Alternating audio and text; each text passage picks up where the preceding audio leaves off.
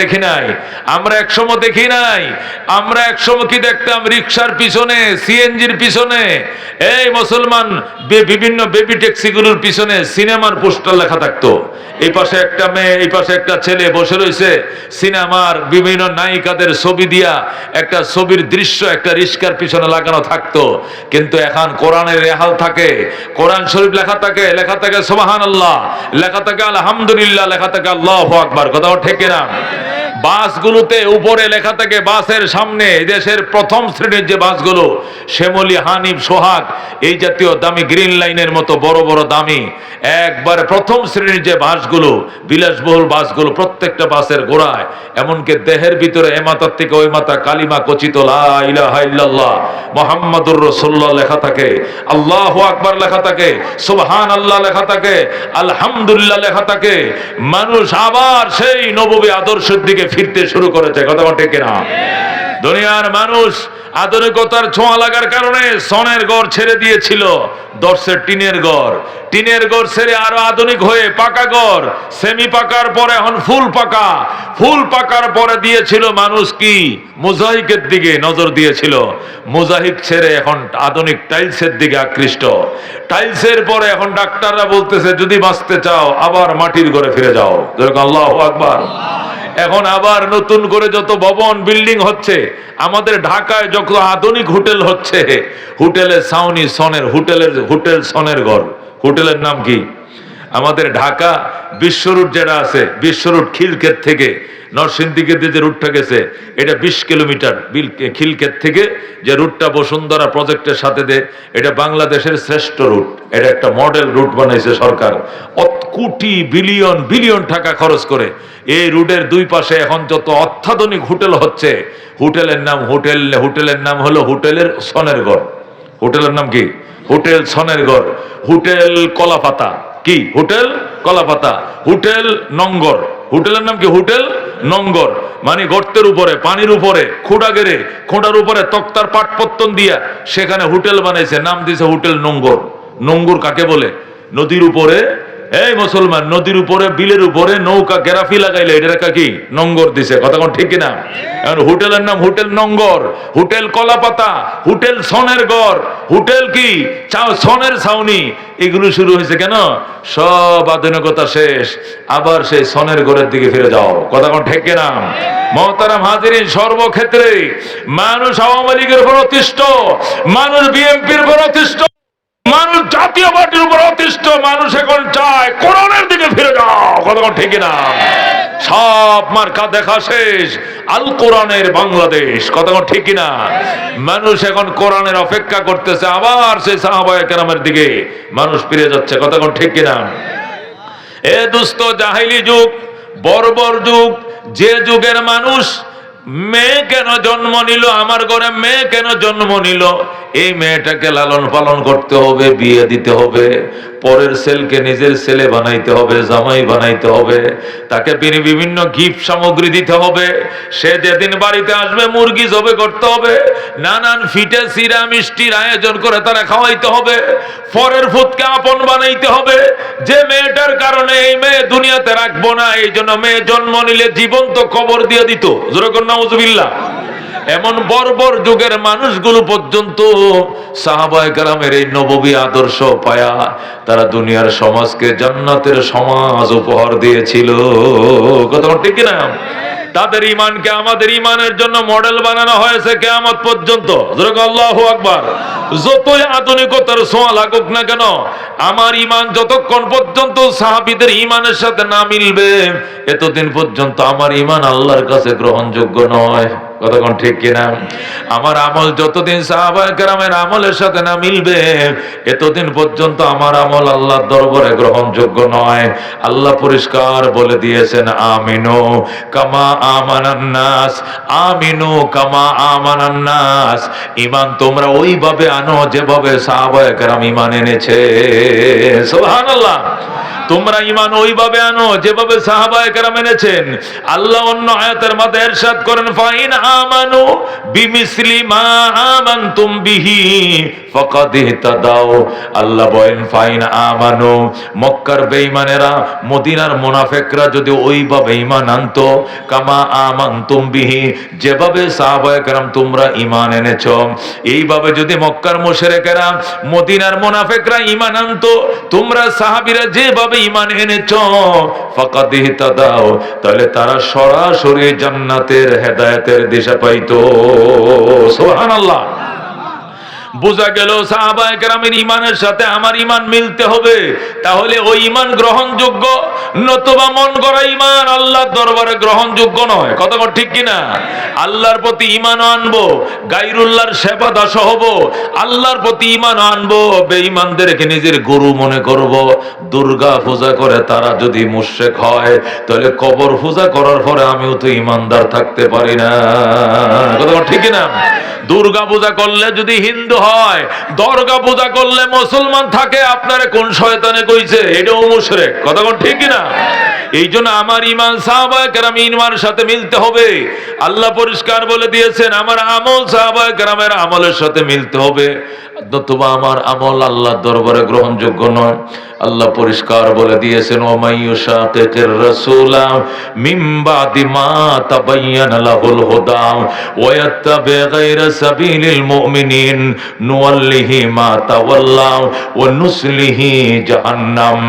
আল্লাহ বলেন, ওয়া মাইয়ুশাকিকির রাসূলা, যারা রাসূলের বিরুদ্ধাচরণ করবে, মিন বাদি মা তাবায়্যানা লাহুল হুদা, হেদায়েতের বয়ান রাসূল থেকে শোনার পরেও, রাসূলের মাধ্যমে হেদায়েত পাওয়ার পরেও যারা রাসূলের রাস্তার বিপরীত রাস্তা খোঁজে, ওয়ায়াত্তাবি গায়রা সাবিলিল মুমিনিন, এবং সাহাবায়ে কেরামের রাস্তা বাদ দিয়ে অন্য পথ সে তালাশ করে, আল্লাহ কয় নুওয়াল্লিহি মা তাওয়াল্লা, যেদিক ফিরতে যায় তোমাকে ফিরিয়ে দেওয়া হবে, যেদিক যাইতে চাও তোমাকে যাইতে দেওয়া হবে, তবে মনে রাখো নুসলিহি জাহান্নাম, অবশেষ তোমাকে আমি পুরাইব জাহান্নামের আগুনে। নাউযুবিল্লাহ। তোমার ইসলাম ভালো লাগে না, উলামায়ে কেরামের সঙ্গ ভালো লাগে না, উলামায়ে কেরামের ব্যাখ্যা ভালো লাগে না, নিজে নিজে মন গড়া ব্যাখ্যা শুনছো, আট্রসি তোমার ভালো লাগে, দেওয়ানবাগি ভালো লাগে, রাজারবাগি ভালো লাগে, মাঝভান্ডার তোমার ভালো লাগে। আল্লাহ কোন নুওয়াল্লিহি মা তাওয়াল্লা, যেদিক তুমি যাইতে চাইবা তোমাকে যাইতে দেওয়া হবে, তবে মনে রাখো নুসলিহি জাহান্নাম, অবশেষ তোমাকে দগ্ধ করব জাহান্নামের আগুনে। জাহান্নাম কেমন? কোসাআত মাসিরা, জাহান্নাম হলো নিকৃষ্টতম প্রত্যাবর্তনের জায়গা। নাউযুবিল্লাহ। এই জন্য দোস্ত, তুমি যেদিক যাইতে চাও আল্লাহ তোমাকে ফিরাবে না। মন গড়া যে কোন ধর্মের নামে মন গড়া বহু পথ আছে, 73টা পথ আছে। তুমি কোন পথে যাইবা? উলামায়ে কেরাম যে পথে ব্যাখ্যা দেয়, সম্মিলিত উলামায়ে পরিষদ, অধিকাংশ উলামায়ে কেরাম যে পথ তোমাকে ধরতে বলবে, তোমাকে ওই পথে যাইতে হবে। যদি এছাড়া অন্য কোন পথের অনুসরণ তুমি করো, আল্লাহ কো নুওয়াল্লিহি মা তাওয়াল্লা, যেদিকে ফিরতে চাও তোমাকে ফিরানো হবে, যেদিকে যেতে চাও তোমাকে যাওয়া হবে, যেতে দেওয়া হবে, তবে ওয়ানুসলিহি জাহান্নাম, অবশেষ তোমাকে দগ্ধ করা হবে জাহান্নামের আগুনে। জোরে কর নাউযুবিল্লাহ। এই জন্য দোস্ত, ঈমানের ক্ষেত্রেও সাহাবীদের ব্যাখ্যার বাহিরে যাওয়া যাবে না, আমলের ক্ষেত্রেও সাহাবায়ে কেরামের ব্যাখ্যার বাহিরে যাওয়া যাবে না। আমার ঈমান, আমার আমলের জন্য সাহাবায়ে কেরামের ঈমান এবং আমল হলো মডেল, আদর্শ, মডেল, আদর্শ, আইডল, আইকন, নকশা, নমুনা। কথা কোন ঠিক কিনা? আল্লাহ পরিষ্কার বলে দিয়েছেন, আল্লাহ রাব্বুল আলামিন পরিষ্কার বলে দিয়েছেন, আমার বন্ধু, আমার দোস্ত মুহাম্মাদুর রাসূলুল্লাহ ওয়াল্লাযীনা মাহু আশিদ্দাউ আলাল কুফার রুহামাউ বাইনাহুম। আমার বন্ধু মুহাম্মাদুর রাসূলুল্লাহ সাল্লাল্লাহু আলাইহি সাল্লাম এবং তার সাথীরা, ওয়াল্লাযীনা মাহু, আমার বন্ধুর সাথী যারা সাহাবায়ে কেরাম, এদের আদর্শ ধরো, কারণ এরা ছিল আশিদ্দাউ আলাল কুফার, কাফেরদের বিরুদ্ধে প্রচন্ড বিদ্রোহ, আপোষহীন। এরা কাফেরদের সাথে কোনোদিন আতাত করে নাই, আপোষ করে নাই, তবে রুহামাউ বাইনাহুম, এরা নিজেদের বেলায় একে অপরের প্রতি অত্যন্ত সহমর্মশীল, দয়ালু। কথা কোন ঠিক কিনা? কাফেরদের বেলায় সাহাবীরা কোনো আপোষ করে নাই, কিন্তু নিজেদের বেলায় নিজে না খাইয়া কলিজা ছিঁড়ে অন্য সাহাবীরে খাওয়াইছে। কথা কোন ঠিক কিনা? যুদ্ধের ময়দান থেকে সাহাবায়ে কেরাম ফিরতেছিলেন, পানি পানি বলে চিৎকার মারতেছে, পানি দাও পানি দাও। 70 জন সাহাবী ক্ষুধার যন্ত্রণায় সইতে না পেরে, পানির তৃষ্ণা সইতে না পেরে কাতর হয়ে গেছে, জিহ্বাটা বের করে দিছে। এক লোক এক গ্লাস পানি নিয়ে বলতেছে, এক গ্লাস পানি আছে, যার বেশি তৃষ্ণা সে খায়া জীবনটা বাঁচাও। এক গ্লাস পানি আনছে, তৃষ্ণায় কাতর 70 জন। কয়জন? 70 জন। পানিটা যখন উনারা আইনা দিছে, উনি বলছে আমার ভাইরে দাও, আমার ভাই বেশি তৃষ্ণা। আমার ভাইয়ের কাছে গেছে, উনি কয় আমার ভাইরে দাও, উনি বলে আমার ভাইকে দাও, উনি বলে আমার ভাইকে দাও। ভাই ভাই বলতে পেলে 1 নম্বরের সিরিয়ালের গ্লাস চলে গেছে 70 নম্বর সিরিয়ালে। যেরকম আল্লাহু আকবার। কেউ আর এই পানি পান করলো না, গ্লাস চলে গেছে লাইনের মাথায়, শাহাদতের সিরিয়ালও চলে গেছে লাইনের মাথায়। একটা সাহাবীও বাঁচে নাই, দুনিয়ার গ্লাসের পানি গ্লাসে ছিল। সবাই শাহাদতের তৃষ্ণা মিটাইয়া শাহাদতের শরবত পান করে জান্নাতে চলে গেছে। এই লাইনের এই 1 নম্বর থেকে 70 নম্বর পর্যন্ত গ্লাসটা হাতে হাতে গেছে। শুধু এটাই বলছে আমার ভাইকে দাও, সে বলছে আমার ভাইকে দাও, আমার ভাইয়ের বেশি তৃষ্ণা, আমার চেয়ে আমার ভাইয়ের আরো বেশি তৃষ্ণা।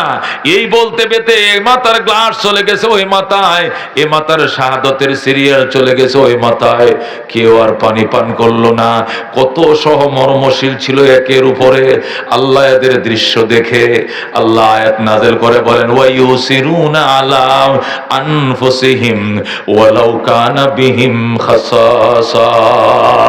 আমার বন্ধুর সাহাবীরা, আল্লাহ বলেন আমার দুস্থ রহমাতুল লিল আলামিনের সাহাবীরা, ইউসিরুনা আলা আনফুসিহিম, এরা সব সময় নিজেদের উপরে তাদের বন্ধুদেরকে প্রাধান্য দিত। ওয়ালাউ কানা বিহিম খাসাসা, যদিও নিজেদের ছিল অত্যন্ত দুরবস্থা, তারপর নিজের দুরবস্থার দিকে না তাকায়া নিজের বায়ের দিকে হাত বাড়িয়ে দিয়েছে। আল্লাহু আকবার। এই জন্য দুস্থ সাহাবায়ে কেরাম অত্যন্ত দামি।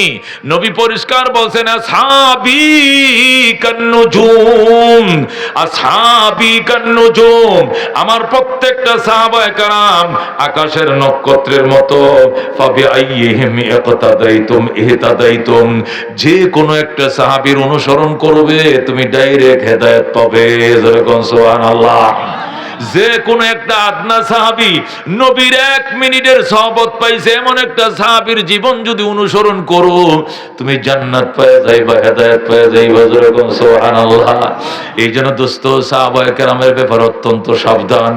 ওনাদের ব্যাপারে মন্তব্য করা যাবে না, সমালোচনা করা যাবে না। সাহাবায়ে কেরামের মাঝেও দ্বন্দ্ব হয়েছে, যুদ্ধ হয়েছে। এই দ্বন্দ্ব আর যুদ্ধ তাদের জমি নিয়ে ছিল না, বাড়ি নিয়ে ছিল না, জমি দখল নিয়ে ছিল না। এই দ্বন্দ্ব যুদ্ধ ছিল ইসলামের স্বার্থকে সামনে নিয়ে। কথা ঠিক না? এই দল মনে করছে এই কাজটা করলে ইসলামের স্বার্থটা বেশি হবে, উনি মনে করছেন ওই কাজটা আগে করলে ইসলামের স্বার্থটা বেশি হবে।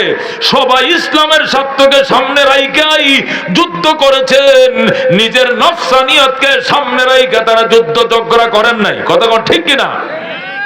এই জন্য আল্লাহ তাদেরকে ক্ষমা করে দিয়েছেন। আল্লাহ বলেছেন, লাকাদ রাদিয়াল্লাহু আনিল মুমিনিন ইয ইউবাইউনাকা তাহতাশ শাজারা ফাআলিমা মা ফি কুলুবিহিম। আল্লাহ রাব্বুল আলামিন বলেন, ঈমানদার সাহাবায়ে কেরামের প্রতি আল্লাহ সম্পূর্ণ সন্তুষ্ট হয়ে গেছে। সুবহানাল্লাহ। আল্লাহ বলেন, রাদিয়াল্লাহু আনহুম ওয়া রাদুহু আন, আল্লাহ তাদের প্রতি সন্তুষ্ট, তারাও আল্লাহর প্রতি সন্তুষ্ট। সুবহানাল্লাহ। এই জন্য সাহাবায়ে কেরাম রে বাজান, উনাদের আমলের কথা আমি কি বলবো? কোরআন হাদিস দিয়ে আমি ঘন্টার পর ঘন্টা শুধু আয়াত বলবো আর হাদিস বলবো। সাহাবায়ে কেরামের প্রশংসা তারপরও শেষ হবে না। সাহাবায়ে কেরাম দুস্থ নামাজ নবী কেমনে পড়ছে এটা আমরা দেখছি না সাহাবীরা দেখছে? নবী যুদ্ধ কেমনে করছে এটা আমরা দেখছি না সাহাবীরা দেখছে? নবী ফেটে ফাতর বাঁধছে এটা দেখছে আমরা না সাহাবায়ে কেরাম? নবী ও দুস্ত হিজরত কেমনে করছে, বায়াত কেমনে করছে, ব্যবসা কেমনে করছে, বিয়ে শাদী কেমনে করছে, রাষ্ট্র কেমনে চালাইছে আমরা দেখছি না সাহাবায়ে কেরাম দেখছে? কোরআন কি আমাদের সামনে নাজিল হয়েছে না সাহাবায়ে কেরামের সামনে?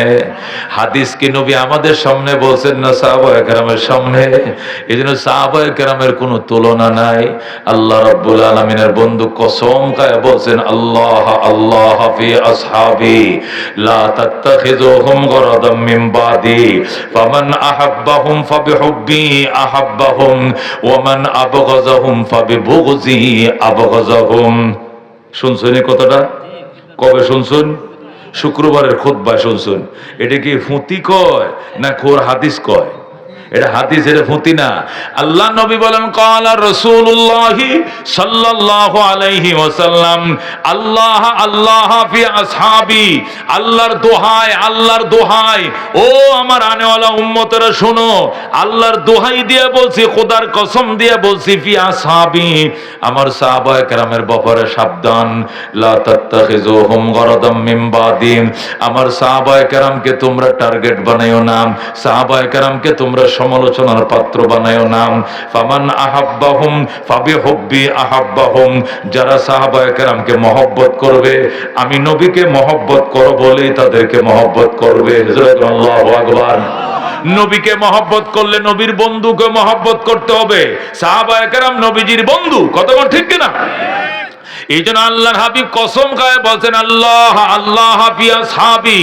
প্রতিদিন শুক্রবারের দ্বিতীয় খুতবায় আমরা শুনি আল্লাহর দোহাই, আল্লাহর দোহাই, আল্লাহর শপথ, আল্লাহর শপথ, আল্লাহর কসম, আল্লাহর কসম আমার সাহাবায়ে কেরামের ব্যাপারে। লা তাত্তাখিযুহুম গরাদাম মিন বাদি, আমি নবী দুনিয়ার থেকে চলে আইলে আমার সাহাবীদের সমালোচনা তোমরা করিও না, টার্গেট বানাইও না। ফামান আহাব্বাহুম ফাবিহুব্বি আহাব্বাহুম, যারা সাহাবায়ে কেরামকে ভালোবাসবে, আমাকে ভালোবাসো বলেই তাদেরকে ভালোবাসবে। ওমান আবগাযাহুম ফাবিবুগযি আবগাযাহুম, যারা সাহাবীদের প্রতি বিদ্বেষ রাখবে, আমি নবীর সাথে বিদ্বেষ আছে বলেই তাদের সাথে বিদ্বেষ রাখবে বলে আমি মনে করব। জোরে কোন নাউযুবিল্লাহ। এই জন্য আল্লাহ নবী কসম খায়া দোহাই দিয়ে বলছেন, দোহাই খোদার, দোহাই খোদার, খবরদার সাহাবায়ে কেরামকে টার্গেট বানাইও না।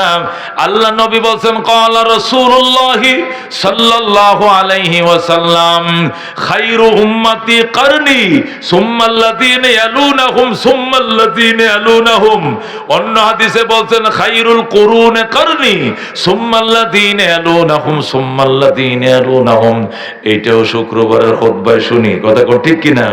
নবী বলেন, শ্রেষ্ঠ উম্মত আমার উম্মত, শ্রেষ্ঠ উম্মত কারনি, আমার জামানার উম্মত। নবীর জামানার উম্মত কারা? সাহাবায়ে কেরাম। কোন নবীর জামানার উম্মত কারা? নবীর যুগে যারা উম্মত ছিলেন ওরা কারা? আমরা কি নবীর যুগে ছিলাম? নবীর যুগের উম্মত কারা? সাহাবায়ে কেরাম। নবী বলছেন, খায়রু উম্মতি কারনি, শ্রেষ্ঠ উম্মত আমার জামানার উম্মত। সুম্মাল্লাযীনা ইয়ালুনাহুম সুম্মাল্লাযীনা ইয়ালুনাহুম, অতঃপর তাদের সাথে যারা লাগা আছে, এদের সাথে যারা লাগা আছে, মানে তাবিন, তাবে তাবিন, আর আমার সাহাবীরা শ্রেষ্ঠ উম্মত। আল্লাহু আকবার। শ্রেষ্ঠ জামানা তিনটা, সাহাবীর জামানা, তাবিনের জামানা, তাবে তাবিনের জামানার মধ্যে এক নম্বর কে? সাহাবীর জামানা। আল্লাহু আকবার। আল্লাহ নবী কসম খায় বলতেছেন, ওয়াল্লাহ ওয়াল্লাযী নাফসু মুহাম্মাদিন বিয়াদি, ওই আল্লাহর কসম যে আল্লাহর হাতে আমি নবীর জীবন, ওই আল্লাহর কসম খায় বলছি, লাউ আনফাকা আহাদুকুম মিসলা উহুদিন যাহাবা, লাউ আনফাকা আহাদুকুম, তোমাদের কেউ যদি খরচ করে, মিসলা উহুদিন যাহাবা, উহুদ পাহাড় বরাবর সোনা, যাহাবন মানে কি? স্বর্ণ। লাউ আনফাকা আহাদুকুম, তোমাদের কেউ যদি দান করে, খরচ করে, হ্যাঁ, মিসলা উহুদিন, উহুদ পাহাড় বরাবর, জাহাবান মানে স্বর্ণ, তোমাদের কেউ যদি স্বর্ণ দান করে উহুদ পাহাড় বরাবর, মা আদরাকা মুদ্দু আহাদিহিম, সাহাবীদের এক মুঠের সমান সওয়াব তুমি অর্জন করতে পারবা না। যেরকম আল্লাহু আকবার। মুসলিম শরীফের হাদিস। কি মনে করেন ও দোস্ত, নামাজ পড়ি না 15 দিন ধরে, দাড়ি রাখছি মাত্র 3 মাস আগে, এখনই সাহাবীদের সমালোচনা কয় এই সাহাবী ভুল করছে, এই সাহাবী ভুল, এই সাহাবী ভুল। এদের জিন্দিগি আমাদের আদর্শ নয়, বেশিতে বেশি নবীর জিন্দিগিটা আমাদের আদর্শ। আরে কপাল ভরা সমালোচনার লোক আর তুমি পাইছিলে না দুনিয়াতে, আর সমালোচনা কোনো মানুষ পাইছিল না। গুড়িয়া গাড়িয়া যারা কোরআন শরীফটা লেখছে, যারা হাদিস শরীফটা লেখছে, যারা নবীর সাথে ফেটে ফাতর বানছে, যারা নবীর সাথে যুদ্ধ করছে, হেদের উপরে যায় কলমটা ধরলা তুমি। এতই কপাল ফুটছে তোমার, এতই আগুন লাগছে তোমার কপালে, আল্লাহ হেফাজত করুক, যেরকম আমিন। খবরদার খবরদার, রসুল বলেন আমার সাহাবীরা যদি 1 মুঠ সোনা দান করে আর তুমি যদি 1 উহুদ পাহাড় বড় সোনা দান করো, তার 1 মুঠের সমান হবে না। মুহাদ্দিসিনে কেরাম এই হাদিসের আলোকে লেখে, ভালো করে শুনেন, উহুদ পাহাড় কাকে বলে? নবীজির জামানায় এখনো পর্যন্ত আরবের মধ্যে 8500 পাহাড় আছে। কয় হাজার? যেরকম কয় হাজার? আরবের মধ্যে 8500 পাহাড় আছে, 8500 পাহাড় আছে। কয়টা পাহাড়? এই 8500 পাহাড়ের মধ্যে সবচেয়ে বড় পাহাড় উহুদ পাহাড়। যেরকম আল্লাহু আকবার। এটা 14.5 কিলোমিটার লম্বা। কত কিলোমিটার? 14.5 কিলোমিটার। মদিনার উত্তরে উহুদ, পূর্বে উহুদ, পশ্চিমে উহুদ, শুধু দক্ষিণে নাই। এইভাবে মদিনাকে ইউটার্ন দিয়ে রাখছে। এইভাবে যারা মদিনা গেছেন দেখছেন, মদিনা শরীফ থেকে একবারে এই ঢাকা হোটেল এদিকে গেলে দেখবেন যে পাহাড়টি দেখা যায়। কথা ঠিক কিনা? উত্তর পাশের গেটটাতে গেলে পাহাড়। মদিনার উত্তরে উহুদ, পূর্বে উহুদ, পশ্চিমে উহুদ, শুধু দক্ষিণ পারে মাথাটা খোলা। এই দিক দিয়ে আউট গোয়িং, এই দিক দিয়ে মক্কার গাড়িগুলো ঢুকে, এই গুরু দিয়ে মক্কার বাড়ির গাড়িগুলো বের হয়। আর মদিনার মানুষ দক্ষিণ দিকে ফিরে কি করে? নামাজও পড়ে। তাদের থেকে মক্কা দক্ষিণে, তারা নামাজও দক্ষিণ দিকে ফিরে পড়ে, চলাচলও দক্ষিণ দিয়ে করে। মক্কার সাথে গোয়িং এর রাস্তা একমাত্র কোনটা? শুধুমাত্র কি? শুধু দক্ষিণ। তাহলে মদিনার পশ্চিম পাশে উহুদ পাহাড়, মদিনার উত্তর পাশে উহুদ পাহাড়, মদিনার পূর্ব পাশে উহুদ পাহাড়, শুধু দক্ষিণ পাশটা খোলা। 14.5 কিলোমিটার লম্বা পাহাড়। কয় কিলোমিটার? আল্লাহ নবী বলেন উহুদুন ইউহিব্বুনা ওয়া নুহিব্বুহু। উহুদ আমাদেরকে ভালোবাসে, আমি নবী আমার সাহাবীরা উহুদকে ভালোবাসি। সুবহানাল্লাহ।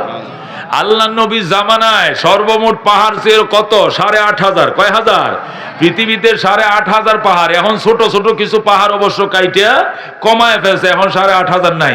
ছোট ছোট কিছু ঠিলা কমানোর কারণে পাহাড়ের সংখ্যা এখন 8000-এর কাছে চলে আসছে। সৌদি গভর্নমেন্ট অনেক পাহাড় কেটে ফেলছে, বড় বড় কাইটা এগুলোতে স্থাপনা তৈরি করছে। যা হোক, নবীজির জামানায় আরব দেশে পাহাড় ছিল 8500, 8500। এই 8500 পাহাড়ের মধ্যে সবচেয়ে বড় পাহাড় হলো উহুদ পাহাড়। যেরকম সুবহানাল্লাহ। এই জন্য যে কোনো বড় নেক আমলকে তুলনা করার জন্য নবীজি উহুদ পাহাড়ের সাথে তুলনা করেছেন। নবীজি বলছেন জানাজায় যদি শরীক হও 1 উহুদ পাহাড় বরাবর সওয়াব পাইবা। সুবহানাল্লাহ। আবার দাফনে যদি শরীক হও আরেকটা উহুদ পাহাড় বরাবর সওয়াব পাইবা। যেরকম সুবহানাল্লাহ। তুমি যদি একদিন আল্লাহকে খুশি করার জন্য ইতিকাফ করো, তোমাকে 1 উহুদ পাহাড় বরাবর সওয়াব দেওয়া হবে। যেরকম সুবহানাল্লাহ। তা আল্লাহ নবী উহুদ পাহাড় দেখালি উদাহরণ দিতেন কেন? নবীজির এলেমে, নবীজির জানা মতে ওই সময় আর আমগো দেশের ওই এভারেস্ট পাহাড়, এই হিমালয় পর্বত, নেপালের পাহাড়ের সেই এলেম নবীর কাছে ছিল না। এটা নবী ফরলে ওইদিকে যায়ও নাই, জানাও ছিল না। আরব দেশের মধ্যে যে 8500 পাহাড় ছিল, তার মধ্যে সবচেয়ে বড় পাহাড় ছিল উহুদ পাহাড়। যে কোনো বড় আমলকে সেই উহুদের সাথে তুলনা করে বলতেন। রাসূল বলেন লাউ আনফাকা আহাদুকুম মিসলা উহুদিন যাহাবা, তোমাদের কেউ যদি উহুদ পাহাড় বরাবর সোনা দান করে, তোমাদের কেউ যদি কি দান করে? উহুদ পাহাড় বরাবর যদি স্বর্ণ দান করে, মা আদরাকা মুদ্দু আহাদিহিম ওয়ালা নাসিফাহু, সাহাবায়ে কেরামের 1 মুদ বরাবর হবে না, তার অর্ধেকও হবে না। যেরকম আল্লাহু আকবার। মুদ কাকে বলে? আরবিতে মিম দাল মুদ। মুদের অর্থ মুঠ আসে। মুদ মানে 1 মুঠ। আমরা কোন 1 মুঠ চাউল, 1 মুঠ ভাত বলি কিনা? মুদের মানা মুঠো আসে। আর মুদের অর্থ লুগাতে আবার শেরও লেখে। শের মানে কি? 1 কেজির থেকে 300 টাকা কম। ওই যে গোল ফাতরটি ছিল আগে, গোল ফাতরটি মনে আছে?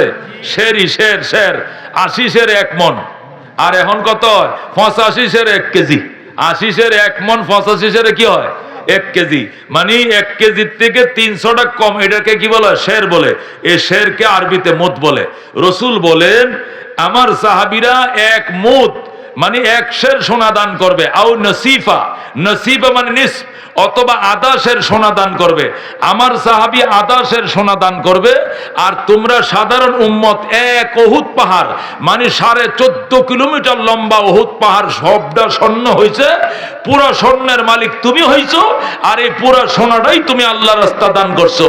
তুমি এক পাহাড় সোনা দান করে ওই সব পাইবা না, আধা সের স্বর্ণ দান করে আমার সাহাবী যা পাবে। যেরকম আল্লাহু আকবার।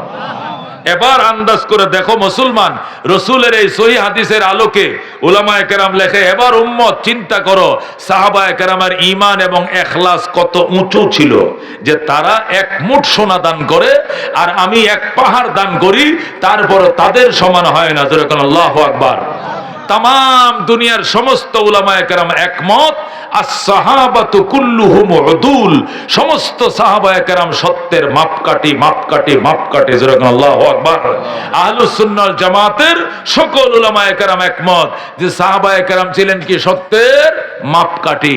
আল্লামা শাইবানি, নুমান শাইবানি লেখেন, মা আমানা বিরাসূলিল্লাহ ইউকির আসহাবাহু, ওই ব্যক্তি তো রাসূলের প্রতি ঈমানে আনে নাই যে রসুল, যে ব্যক্তি রসুলের সাহাবীদেরকে ইজ্জত ওকার করে না, যে ব্যক্তি মা আমানা বিরসুলিন লাম ইউকির আসহাবাহু, মা আমানা বিরসুলিন, ওই ব্যক্তি তো ঈমানে আনে না আমাদের নবীর উপরে, যে ব্যক্তি নবীর সাহাবীকে ইজ্জত করে না, যে নবীর সাহাবীকে ইজ্জত করে না সে নবীর উপরে ঈমানে আনে না।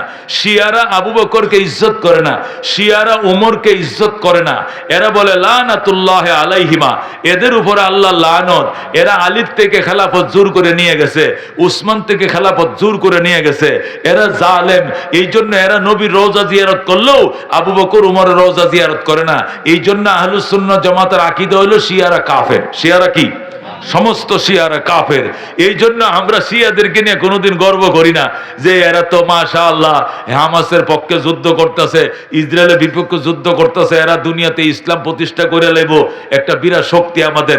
এটা আপনারা এসকো ছুটে কইলো, আমরা কই না, কারণ এরা আমাদের কোনো দলের লোক না, এরা কোনো মুসলমান না। আমরা গর্ব করলে মোটামুটি করি এরদোগানকে নিয়ে করি। হাফেজ এরদোগান তুরস্কের প্রেসিডেন্ট, আহলুস সুন্নাহ জামাতের আকীদাভুক্ত কোরআনের হাফেজ। যেরকম আল্লাহু আকবার। এরা সুন্নি মুসলমান, শিয়ারা সুন্নি না। এ মুসলমান, এ ধ্বংস করে লাইতেছে লেবাননকে, অথচ লেবানন সরকার একটা বোমাও মারে না, একটা বোমা প্রতিহত করে না। লেবানন সরকার ইসরায়েলের একটা বোমা ফিরায়ও না, ইসরায়েলের উপরে পাল্টা কোনো একটা আক্রমণও করে না, অথচ লেবানন তাবা বানাইতেছে। কারণ ইসরায়েল টার্গেট করছে লেবানন সরকারকে নয়, টার্গেট করছে লেবাননের ওই শিয়া সম্প্রদায় যারা হিজবুল্লাহ, ওই গ্রুপটা। এই গ্রুপটা তো লেবাননের সরকার নয়, এটা এই দেশের একটা গ্রুপ। এই গ্রুপটা মনে করেন আমাদের একটা ছোট্ট দল আছে বাংলাদেশে, একটা কমিউনিস্ট পার্টি বা কোনো একটা দল, মনে করেন বাংলাদেশে একটা দল আছে, মনে করেন আমাদের নূর হক নূর একটা ছোট্ট দল আছে। এই দলটা মনে করেন ফাইট করতেছে ইন্ডিয়ার সাথে, ইন্ডিয়াও টার্গেট করে ওদেরকে মারতেছে, কিন্তু সরকার এই নিয়ে কোনো মাথা ব্যথা নাই। কেন? তারা এই দেশের নির্বাহী ক্ষমতার অধিকারী নয়, তাদের সাথে ওই সরকারের কোনো সংঘাত নাই। ঠিক ওরাও এরকম, ওরাও ইরানের কোনো সরকারি ক্ষমতাধর কেউ না, এরা হলো ওই দেশের একটা দল। এই দলটা সশস্ত্র, তারা অস্ত্র কিনেছে, অস্ত্রের মালিক হয়েছে। ইরানের আকীদার সাথে মিলার কারণে ইরান তাদেরকে কালোবাজারি করে অনেক অস্ত্র দিয়েছে। এই অস্ত্র দিয়ে তারা ইসরায়েলের বিরুদ্ধে যুদ্ধ করাটা ঠিক আছে, ভালো আছে, সব ঠিক আছে। তারপরও এর অর্থ এই নয় যে এরা মুসলমান, এরা আমার ভাই মুঠেও নয়। আমার আবু বকরকে যিনি ঈমান আনবে না, উমরকে যে মুসলমান মনে করে না, এমন হাজার হাজার অস্ত্র দিয়েও যদি আমাকে সাহায্য করে, আমি তার প্রশংসা করতে পারি না। কথা ঠিক কিনা? যে আমার বাবারে গালি দেয়, যে আমার বাবারে ন্যাংটা করে ফেলে, ওই দুস্থ যদি আমারে দুস্থ সারাদিনও কয় মুরগি জবে করেও খায়, আমি মুরগিতে খাবো ঠিক আছে, দিন শেষে বলবো তুই আমার শত্রু। কেন? তুই আমার বাবার শত্রু। কথা ঠিক কিনা? এই জন্য শিয়ারা মুসলমান নয়। কেন? শিয়ারা হযরত আবু বকর, হযরত উমরকে, ওরা আমি দেখছি শিয়ারা আমার চোখের সামনে, আল্লাহ তো একবার নিছে না, বারবার 15-16 বার আল্লাহর ঘরে আমি গেছি। যেরকম আল্লাহু আকবার। আল্লাহ হজে নিয়ে হয়েছে, উমরা নিয়ে হয়েছে, একসাথে আমরা জিয়ারত করছি, দেখছি নবীর রওজারে সালাম দিয়া হযরত আবু বকর ওমরের সাথে যে জায়গাগুলো আছে এদিক ফিরিয়াও তাকায় না, ফারে না, মানুষের সামনে থুতু দিত, থুতু দিলে পুলিশে ধরে লেবে দিকে, খালি থুতুরা দেয় না, আরেক দিক তাকাইয়া সে রাগে ছুটে সেখান থেকে বেরিয়ে চলে আসে। মানে মনে হয় যেন কবরের ভিতরে দুটো জিন্দা পাইতো, খপ করে বোধ ধরে লাইতো আবু বকর ওমরকে। এরকম রক্ত পিপাসু শত্রু আবু বকর ওমরের, যেরকম নাউজুবিল্লাহ। এরা কোনোদিন মুসলমান হতে পারে না, মুসলমান হতে পারে না। দোস্ত বলতে আমার কথার আলোচ্য বিষয় হলো সাহাবায়ে কেরামের ওকার, সাহাবায়ে কেরামের ইজ্জত, সাহাবায়ে কেরামের শান, সাহাবায়ে কেরামের মান আমাদের অন্তরে লালন করতে হবে। দোস্ত, রহমতুল লিল আলামিন সাল্লাল্লাহু আলাইহি ওয়াসাল্লাম পরিষ্কার বলেছেন, তুমি যদি উহুদ পাহাড় বরাবর সৈন্য দান করো আর সাহাবী যদি এক মোট সৈন্য দান করে, তোমার পাহাড় সোনা দিয়া তার মোটের সমান হবে না। এবার তার ওজন, তার ইমানের ওজন তুমি আন্দাজ করতে পারো। তাম দুনিয়ার উলামায়ে কেরাম একমত, উলামায়ে কেরাম কি একমত, দুইটা পাল্লা, এক পাল্লায় যদি তাম দুনিয়ার ওলিয়া উলিয়া গোস কুতুব সব এক পাল্লায় উঠাও, আর সাহাবায়ে কেরাম যুদ্ধের জন্য যে ঘোড়া ব্যবহার করছে, ঘোড়ার পায়ের তলায় যে বালিগুলো লাগছে, ওই বালির থেকে যদি একটা বালির কণা এক পাল্লায় উঠায়, সাহাবীর ঘোড়ার পায়ের তলের বালির ওজন আল্লাহর দরবারে বেশি হবে। এক পাল্লার মধ্যে আবু বকর, এক পাল্লা কারে উঠাইছেন? এক পাল্লা আব্দুল কাদের জিলানির উঠাইছেন, খাজা মঈনুদ্দিন চিশতির উঠাইছেন, উসমানে হারুনি, বাইজিদ বুস্তামি, জুন্নুন মিসরি, রাবিয়া বসরি, হাসান বসরি সহ দুনিয়ার সমস্ত ওলিয়া উলিয়ার এক পাল্লা উঠাইছেন। আর এক পাল্লার মধ্যে সাহাবী উঠান নাই। সাহাবীরে যুদ্ধের মধ্যে যে ঘোড়াটি ইউজ করছে, একটা ঘোড়ার ফায়ের তলের কয়টা এক মুঠ বালু নিয়ে পাল্লাতে উঠাই দিয়েছেন, ওদের বালির ওজন আল্লাহর কাছে বেশি হবে। যেরকম আল্লাহু আকবার, তাকে বলে সাহাবী, তাকে বলে সাহাবী। দুনিয়ায় सदाकत में तेरे नाम रहेगा, सिद्दीक तेरे नाम से इस्लाम रहेगा, दुनियाए अदालत में तेरे नाम रहेगा, फारूक तेरे नाम से इस्लाम रहेगा, दुनियाए सखावत में तेरे नाम रहेगा, उस्मान तेरे नाम से इस्लाम रहेगा, दुनियाए शुजाअत में तेरे नाम रहेगा, आली तेरे नाम से इस्लाम रहेगा। जरा कौन मरहबा। এই জন্য দুস্থ সাহাবায়ে কেরাম আমাদের মাথার তাজ, আকাশের নক্ষত্র, এদের যে কোনো একটা সাহাবীর অনুসরণ করলে এই অন্ধকারের যুগের ভিতরে জান্নাতের আলো ফুটে উঠবে। কথা বল ঠিক কিনা? আল্লাহ রাব্বুল আলামিন ডাক দেয়া কয়, সাবিকুন সাবিকুন উলাইকাল মুকাররাবুন ফি জান্নাতিন নাঈম। বলেন আল্লাহু আকবার।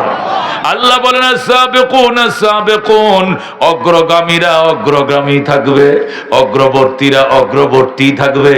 অগ্রবর্তী বলতে সাহাবীদেরকে বোঝানো হচ্ছে, আস-সাবিকুন আস-সাবিকুন, অগ্রবর্তীরা অগ্রবর্তী থাকবে।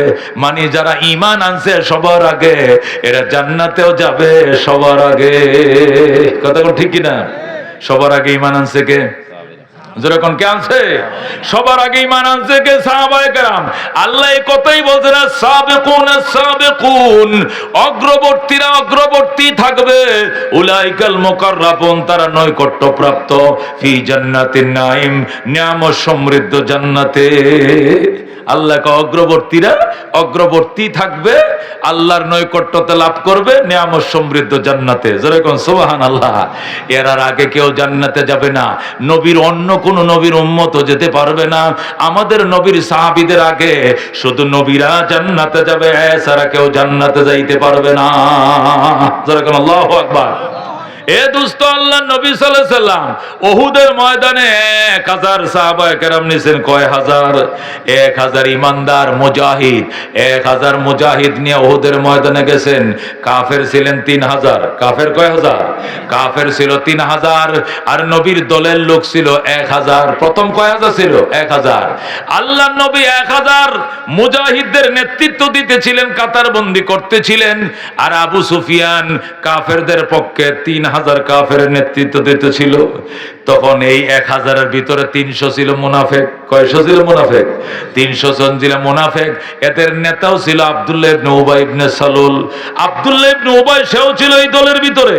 যখন দেখছে ইহুদ ও উহুদের ময়দানে কাফেররা আমাদের থেকে অনেক বেশি দেখা যায়, 3000 লোক বেশি দেখা যাবে না? 1000 লোকের থেকে 3000 লোক বেশি দেখা যাবে কিনা? অবশ্যই বেশি দেখা যাবে। যখন আব্দুল্লাহ ইবনে উবাই দেখলো কাফেরদের সংখ্যা অনেক বেশি দেখা যায়, দলটা অনেক বড় দেখা যায়, আমাদের থেকে 3 গুণ বেশি দেখা যায়, আর আমাদেরকে তাদের থেকে 3 গুণ কম দেখা যায়, তখন আব্দুল্লাহ ইবনে উবাই কয় আমি গেলাম। পিছন দিয়ে ওই 300 সবাই লাইন ধরছে, ওরা কয় আমরাও গেলাম। আব্দুল্লাহ বলে আমি গেলাম, ওরা বলে আমরাও গেলাম। হঠাৎ করে দেখতে দেখতে 300 জন পালায় যায়। নাউজুবিল্লাহ। আল্লাহ নবী 1000 লয়ে কিন্তু গেছেন, 300 পালিয়ে গেছে, এরা ছিল মুনাফিক। আল্লাহ নবী যেই মাত্র এরা পালিয়ে গেল, নবীজি আফসোস করছিলেন, আঙ্গুল কামড়াইতেছিলেন, আর আল্লাহর সাথে বলছিলেন আল্লাহ কামটা কি করছে এরা, কামটা কি করছে এরা। এমন টাইমে পালিয়ে গেল যখন যুদ্ধ করার টাইম, যুদ্ধ শুরু করার টাইম। নবী ডাক দেখা আব্দুল্লাহ পলাই তো গেলি, নিজেরা পলাস নাই, আমার ইমানদার সাহাবীদের মনোবলটাও তোর ধ্বংস করে দিলি। পলায় গেলে, একজন পলাইলে অন্যদের মনোবল দুর্বল হয়ে যায়, কতক্ষণ ঠিক কিনা? এই জন্য নবী বলছেন ইন্না মিনাল কাবায়েরে আল ফেরারু মিনাজ যাহাব, কবিরা গুনার মধ্যে এইটাও একটা কবিরা গুনাহ, যুদ্ধের ময়দান থেকে পালিয়ে যাওয়া, কতক্ষণ ঠিক কিনা? আল্লাহ নবী ওসিয়ত করছেন যুদ্ধের ময়দান থেকে পালাইস না, যদি বা সকল সাথীও মারা যায় তারপরে যুদ্ধের ময়দান থেকে পালানো যাবে না, এটা কবিরা গুনাহ। যুদ্ধের ময়দান থেকে পালিয়ে গেছে 300 জন। কয়শো জন? 300 জন পালিয়ে গেছে। আল্লাহ নবী আফসোস করতেছেন, চোখ দিয়ে আবেগে পানি এসে গেছে। ডাক দেখো আল্লাহ গো, ও রব্বুল আলামিন, এরা এমন টাইমে পলাইলো, তোমার কাছে বিচার দিলাম, কিছুই করার নাই। আল্লাহ তোমার কাছে বিচার দিলাম, আমি তো সংখ্যায় বিশ্বাসী নই, তোমার সাহায্যে বিশ্বাসী। এরা আমাদেরকে রেখে চলে গেল, এমন টাইমে গেল, যুদ্ধ করবে না, মদিনার থেকে আসছিলে কি জন্য? না এলেই তো পারতে। 3 মাইল রাস্তা হাইটে এখানে আসলে, যুদ্ধের ময়দানে দাঁড়াইলে, আর টাইম হয়েছে যুদ্ধ এখন নি, তোরা পলাইলে, তোরা এই সিদ্ধান্তটা কেন নিলে? আল্লাহর দরবারে নবী কাঁদতেছিলেন, সাথে সাথে আল্লাহ সান্ত্বনার আয়াত নাযিল করছেন, আল্লাহু আকবার। আল্লাহ ডাক দেয়া কইয়া আইয়ুহান নবী, ওগো আমার বন্ধু, হাসবুকাল্লাহ, আল্লাহ আপনার জন্য যথেষ্ট, আল্লাহ আপনার জন্য যথেষ্ট। নবী কো আপনি যে আমার জন্য যথেষ্ট এটা তো আমি জানি, এটা তো আমি বিশ্বাসও করি, তারপরেও তো যুদ্ধ করলে ডাইনে বামে লোক লাগে, ঝগড়া করলে একা করা যায় না, হাসাহাসি করলে ওই ভাড়ার সাথে এই ভাড়ায় কাজে লাগলে নিজের পিছনে কিছু লোক থাকতে হয়। আল্লাহ আছে তো, আছে তো, 300 না পলাইছে, বাকি 700 হাঁটু গাড়ায়া ছায়া দেখেন পিছন দিয়ে দাঁড়ায় রইছে। আল্লাহু আকবার। আল্লাহ তার বন্ধুকে সান্ত্বনা দিয়ে বলে ইয়া আইয়ুহান নবী হাসবুকাল্লাহ, ও আমার বন্ধু, আল্লাহ আপনার জন্য যথেষ্ট। ওয়া মানিত্তাবাকা মিনাল মুমিনিন, এবং যারা আপনার অনুসারী ইমানদার সাহাবীরা আছে সবাই তো যায় নাই, 300 না গেছে, বাকি 700 হাঁটু গাড়ায় দাঁড়ায় রইছে, এরাই যথেষ্ট। বলে আল্লাহু আকবার। কেমন দুঃসময়ে, যখন নবীর চোখে পানি, যখন নবীর টেনশন করতেছেন, ওই দুঃসময়ে ওয়ামানিত্তাবাকা মিনাল মুমিনিন বলে সাহাবীদের নাম উচ্চারণ করে আল্লাহ তার বন্ধুকে সান্ত্বনা দেয়। কি মনে করছেন সাহাবায়ে কেরামকে? কেমন মনে করছেন সাহাবায়ে কেরামকে? আল্লাহ নিজে সাহাবীদের নাম ঘোষণা করে আল্লাহু আকবার। এদের ত্যাগের তুলনা নাই রে বাজান। একটা নারী উহুদের ময়দানে যখন শুনছে নবী শহীদ হয়ে গেছে, নবী নাই, কুতিলা মুহাম্মদ, মুহাম্মদ শহীদ হয়ে গেছে, এই সংবাদটা শোনার সাথে একটা মহিলা দেওয়ানার মতো ছুটছে ময়দানে, পাগলের মতো যাইতেছে। সাহাবীরা কো মা কই যাও গো? কান্দে লাভ নাই, তোমার স্বামী তো মারা গেছে। কই যা, আমার স্বামী মারা যাক না, কিছু হোক, আমার এতে আপত্তি নাই। নবীর কি খবর আমার একবার কও। আমার নবীর অবস্থাটা কি আমার একবার বলো। আমার নবী ভালো আছেন, নবী ভালো আছে কো আলহামদুলিল্লাহ। কয় না আমি আরো কাছে যাই নিজের চোখে দেখবো। আবার রওনা হইছে, একটু দূরে যাইগে গেছে, যাওয়ার পরে ডাক দেয়া কো মা কান্দিস না, তোর ছেলে দুইটাই মারা গেছে। নবী কো আলহামদুলিল্লাহ, এই জন্য আমি কান্দি না। আমি কান্দি স্বামী হারাইছি জন্য কান্দি না, সন্তান দুইটা হারাইছি কান্দি না। আমি জানতে চাই আমার নবী সুস্থ আছে কিনা, নবীর সংবাদ কি আল্লাহু আকবার। এ দুস্থ মহিলা আরো আগাইতেছে, আরেকটু সামনে গেছে, যাইলে কয় মা কান্দো না, এই মাত্র তোমার বড় ভাইটা শহীদ হইছে, তোমার ভাইটা এই মাত্র শহীদ হইছে গো মা। মহিলা কো আলহামদুলিল্লাহ, আমার ভাই শহীদ হইছে এই জন্য আমি কান্দি না। আমি কান্দি আমি শুনছি আমার নবীর দাঁত ভাঙছে, নবী বাইচে আছে কিনা আমার একবার আল্লাহু আকবার। এ দুস্থ এই ছিল তাদের অবস্থা। একটা মহিলা এসে কয়ে রাসূলুল্লাহ হাবিবাল্লাহ, এই ছোট বাচ্চাটাকে নিয়ে যান। নবী কয় না বলে কোনো বাচ্চা আমি আপাতত নিচ্ছি না, তুমি কুলের বাচ্চা নিয়ে আসছো কেন? মেয়ে মহিলারা ডাক দিয়ে কয় গতকালকে আমার স্বামী মারা গেছে। ও গো আল্লাহর হাবিব, আমার স্বামীটা নাই, আমার বড় কোনো ছেলেও নাই, আমার কোনো ভাইও নাই। আপনি যুদ্ধের ময়দানে যাবেন, কাফেররা আপনাকে টার্গেট করবেন। ওই সময় আমার স্বামী থাকলে পাঠাই দিতাম, বড় সন্তান থাকলে পাঠাইতাম, ভাই থাকলে পাঠাইতাম, কেউ নাই। আমার এই বাচ্চাটাকে নিয়ে যান। আপনার সামনে যখন বৃষ্টির মতো তীর মারবে দুশ্মন, আমার ছেলেটাকে এইভাবে সামনে ধরবে, আমার ছেলের গায়ে এই যে লোহার আঘাত গাঁথবে আর তীরগুলো বিঁধবে, তারপর নবীর গায়ে যেন তীর না বিঁধে। আল্লাহু আকবার। হযরতে হানজালা নবীর থেকে ছুটি নিয়ে বিয়ে করে বাসর করছিলেন। কে যেন মাইকিং করতেছে, আপনার কারাগো, আপনার নতুন বউলে বাসর করেন। উহুদের ময়দানে মক্কার কাফেররা নবীর দাঁত ভেঙে ফেলাইছে। কি কইছো? দাঁত ভেঙে ফেলাইছে। বদনাটা নিচে মাথায় ডালবে, এই বদনা বড়া ফানিটা এইভাবে ফিক্কা মেরে ফেলায়া দৌড় দিছে হানজালা। গোসল করার সময় নাই রে স্ত্রী, গোসল করার সময় নাই। আমার নবী আছে কিনা জানি না, তুমি সংবাদটা দিও আমার যেন গোসল করায় লয়। আমি ফরজ গোসলটা করতে গেলে যদি নবী শহীদ হয়ে যায়, এই চেহারা আল্লাহর নবীকে দেখান যাইবে না। দৌড় দিছে যায় কারারে আমার নবীর দাঁত ভাঙছস, একটারও দাঁত নিয়ে যেতে দেওয়া হবে না। তরবারি ঘুরাইতে শুরু করলো আর কাফেরদেরকে মারতে মারতে নিজেও শহীদ হয়ে গেলেন। আল্লাহু আকবার। আল্লাহর নবী লাশগুলো একত্রিত করলেন, লাশগুলো জমা করতেছেন। হঠাৎ করে দেখে হানজালা লাশ নাই। কিরে, আমার হানজালা তো এখানে আসছিল একটু আগে, হানজালা লাশ কোথায়? জিবরাইল কো রাসূল কান্ডা আকাশের দিকে লাগায় দেখেন হানজালার গোসল চলতেছে, পানি খলখল করতেছে। যেরকম আল্লাহু আকবার। আল্লাহর হাবিব আকাশের দিকে তাকায়, আমি দেখতেছি, আমি কানেও শুনতেছি। আল্লাহু আকবার। একটু পরে হানজালার লাশ ফেরেশতারা নিয়ে আইছে, নবীজির সামনে আনছে। নবীজি মাথার কাপড়টা, জান্নাতের রুমালটা সরায় দেখে দাড়িগুলো চুলগুলো বেবে গোসলের পানি এখনো ফোড়ায় ফোড়ায় পড়তেছে। আল্লাহ নবীর কাছে হানজালার বিবি দৌড়ায়, রাসূল গো, আমার স্বামীকে গোসল করায় নেন। আমার স্বামী আমার সাথে মিলন করেছিলেন, গোসল করার সময় পায় নাই, গোসল করায় নেন। নবী কো, আমি তো জানতাম না মান তোমার স্বামীর উপরে গোসল ফরজ। আল্লাহ তো জানতেন, এই জন্য আকাশ থেকে গোসল করায় পাঠাইছে তোমার স্বামীর লাশ। যেরকম আল্লাহু আকবার। এ দোস্ত, এদেরকে বলা হয় সাহাবায়ে কেরাম। এরা শুধু মিডে সুন্নত গুলো পালন করে নাই, এরা বুকের মধ্যে তীর গাচ্ছে, শাহাদতের সুধা নিয়েছে, সুজা জান্নাতে চলে গেছে। এদেরকে বলা হয় সাহাবায়ে কেরাম। এদেরও যদি সমালোচনা করো, ধরে নিতে হবে তোমার কপাল ফুটছে, এই কপাল ফুরার মলম নাই। কথা কোন ঠিক কিনা? দোস্ত, আল্লাহর হাবিব সাল্লাল্লাহু আলাইহি সাল্লাম ওসিয়ত করছেন। আল্লাহ রাব্বুল আলামিন বলেন, ইয়া আইয়ুহান নবী হাসবুকাল্লাহ ওয়া মানিত্তাবাকা মিনাল মুমিনিন। ওগো আমার বন্ধু, আল্লাহ আপনার জন্য যথেষ্ট এবং ঈমানদার সাহাবীরা যথেষ্ট। ও দোস্ত, এদেরকে বলা হয় সাহাবায়ে কেরাম।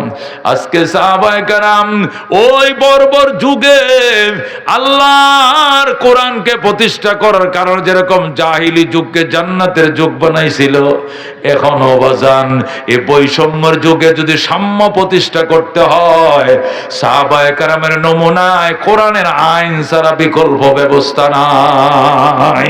কথা কোন ঠিক কিনা? বাংলাদেশ যে ৭১ সালে স্বাধীন হয়েছিল কি জন্য? এই বৈষম্য দূর করার জন্যই। কতক্ষণ ঠিক কিনা? বাংলাদেশে তৈরি হইতো কাগজ, কর্ণফুলী পেপার মেলে, কর্ণফুলীতে পেপার তৈরি হয়েছে। এই পেপার বাংলাদেশে বিক্রি হইতো ৩ টাকা দিস্তা। পশ্চিম পাকিস্তানে বিমানে নিয়ে বোঝাবো বিক্রি করতো ৮ আনা দিস্তা। কতক্ষণ ঠিক কিনা? বাংলাদেশের চট্টগ্রামের বাঁশখালী জেলায়, বাঁশখালী থানায়, চট্টগ্রাম জেলার বাঁশখালী থানায় লবণ তৈরি হইতো। এই নুন বাংলাদেশে বিক্রি হইতো ৬ টাকা কেজি। ৭০-৬৯-এ ৬ টাকা কেজি লবণ বিক্রি হয়েছে। অথচ জাহাজে করে করাচি বন্দরে ওই লবণ নিয়ে পাকিস্তানে বিক্রি করছে ১ টাকা কেজি, ৮ আনা কেজি। আমার দেশে লবণ তৈরি হয় ৬ টাকা সের, আর এই লবণ পাকিস্তানে যায় বিক্রি হয় ১ টাকা সের। এটা সাম্য না বৈষম্য? বৈষম্য। এই বৈষম্য দূর করার জন্য যুদ্ধ শুরু হলো। একটানা ৯ মাস চলছে যুদ্ধ। কয় মাস চলছে জোরে কোন? ৯ মাস যুদ্ধ চলছে। ২৬শে মাস শুরু হয়েছে যুদ্ধ, ১৬ই ডিসেম্বর যুদ্ধ শেষ হয়েছে। টানা রক্ত কই ৯ মাসের সংগ্রাম। রক্ত না রক্ত ছাড়া, শুধু রক্তই নয়, ১ সাগর রক্তের বিনিময়। কথা কোন ঠিক কিনা? ১ সাগর রক্তের বিনিময় যুদ্ধ হয়ে এই ৯ মাসে ৩০ লক্ষ বাঙালি শাহাদত বরণ করে, ২ লক্ষ মা বোন সম্ভ্রম হারায়, ইজ্জত হারায়। এরপরে নতুন দেশ পাইলাম, নতুন মানচিত্র পাইলাম, নতুন নাম পাইলাম বাংলাদেশ। কথা কোন ঠিক কিনা? এরপরে বাংলাদেশ হলো। এ হইয়া বাংলাদেশ এ যাবৎকাল ৫৩ বছর পার হয়ে গেছে। এই ৫৩ বছর পরেও আবার নতুন করে ৫ই আগস্ট বৈষম্য বিরোধী আন্দোলন করে হাজার হাজার যুব সমাজ শাহাদতের বিনিময় আবার নতুন করে কেন বাংলাদেশ স্বাধীন করা লাগলো? কতক্ষণ ঠিক কিনা? বোঝা গেল বৈষম্য ছিল। যে বৈষম্য বিরোধী আন্দোলন করে যুদ্ধ হয়েছিল, তখনের যুদ্ধের সময় একটাই স্লোগান ছিল, আমরা মানবতা প্রতিষ্ঠা করব বলেই মোরা যুদ্ধ করি, ন্যায় প্রতিষ্ঠার জন্যই মোরা যুদ্ধ করি, একটি জীবনকে বাঁচাবো বলে মোরা যুদ্ধ করি, একটি ফুলকে বাঁচাবো বলে মোরা যুদ্ধ করি। কতক্ষণ ঠিক কিনা? এটাই ছিল স্লোগান। অথচ ৫৩টা বছর চলে গেল, শুধু আয়না ঘর পাইছি, হাওয়া ঘর পাইছি, সাম্য পাই নাই। কতক্ষণ ঠিক কিনা?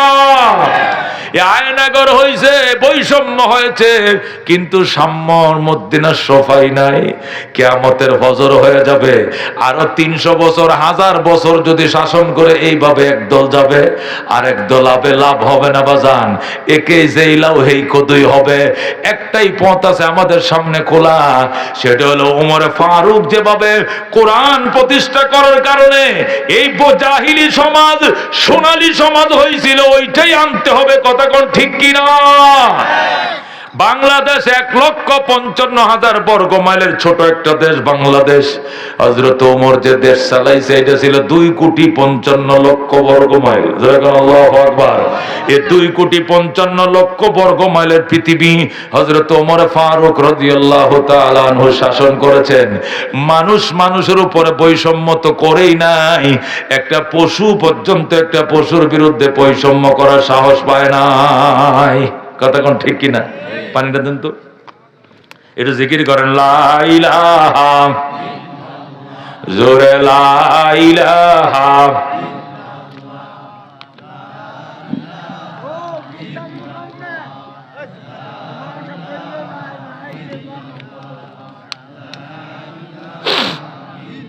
লা ইলাহা ইল্লাল্লাহু মুহাম্মাদুর রাসূলুল্লাহ সাল্লাল্লাহু আলাইহি ওয়াসাল্লাম। দোস্ত বলতেছিলাম, হযরত ওমর রাদিয়াল্লাহু তাআলা 2,55,00,000 বর্গ মাইলের পৃথিবী, মানে সমানে অর্ধেকটা দুনিয়ার বাদশা ছিলেন। যেরকম আল্লাহু আকবার। মানুষের উপরে বৈষম্য দূরের কথা, একটা পশু পর্যন্ত পশুর উপরে বৈষম্য করার সাহস পায় নাই। ওমর শুয়ে রয়েছে মদিনায় খেজুর গাছের নিচে, সেখান থেকে 1,500 মাইল পশ্চিমে আফ্রিকার জঙ্গল থেকে সিংহ আর হরিণ একসাথে পানি পান করতে নদীর ঘাটে আইছে। আল্লাহু আকবার। আইসা গালের সাথে গাল মিলায় পানি পান করে, সিংহ হরিণের দিকে তাকায়াও ফিরে না, তাকায়ও না। হরিণ ডাক দেখো, মামা দাঁড়ান, কই যান? তোর পথে তুই যা, আমার পথে আমি যাই। হরিণ ডাক দেখো, মামা আগে আপনাদের অত্যাচারে জঙ্গলে থাকতে পারি নাই, শুধু দৌড়ায় ধরছেন আর খাইছেন, কিন্তু এখন এত বড় পরহেজগার কেমনে হইলেন? বাগিনাদের খবর তো লন না, বাগিনাদের খবর লন না। ওমর সিংহ ডাক দেখো, বাকিনা কথা কম ক, হযরত ওমরের শাসন চলছে। আল্লাহু আকবার। क्या नजर थे जिसने मुर्दों को मसीहा कर दिया, दिल को रोशन कर दिया, आँखों को बीना कर दिया, खुद न थे जो राह पर औरों के हाथी बन गए। क्या नजर थे जिसने मुर्दों को मसीहा कर दिया, दिल को रोशन कर दिया, आँखों को बीना कर दिया। ज़ोरे मरहबा।